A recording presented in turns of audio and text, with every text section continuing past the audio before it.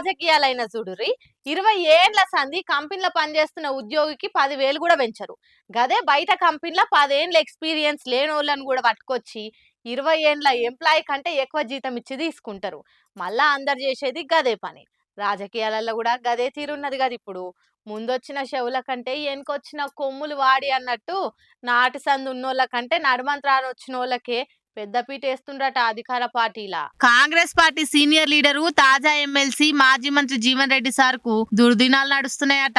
ఒకప్పుడు పార్టీలో ఎల్ఈడి లెక్క ఎలిగిపోయిన సార్ పతారా ఇప్పుడు ఫిలమెంట్ రాలిపోయిన కరెంటు బుగ్గ పరిస్థితి అయిపోయిందట. కష్టకాలంలో కూడా పార్టీ మారకుండా పార్టీకి జీవగంజి ఓసి బతికిచ్చిండు. కానీ ఏం ఫాయిదా ఉన్నది? నడుమంత్రాన వచ్చిన వాళ్ళకే అందలం ఎక్కిస్తున్నది పార్టీ అని సార్ అభిమానులంతా గుస్సా అవుతుండ్రట. మొన్నటికి మొన్న కారు పార్టీలకెళ్లి దుంకి కాంగ్రెస్ హస్తం అందుకొని నడుస్తున్న ఎమ్మెల్యే సంజయ్ కుమార్ సార్దే హవా నడుస్తుందట పార్టీలా. అగ్రికల్చర్ మార్కెట్ చైర్మన్ అసొంటి లోకల్ నామినేటెడ్ పదవులల్లా సంజయ్ సార్ వర్గానికే పెద్దపీట వేస్తుండ్రట.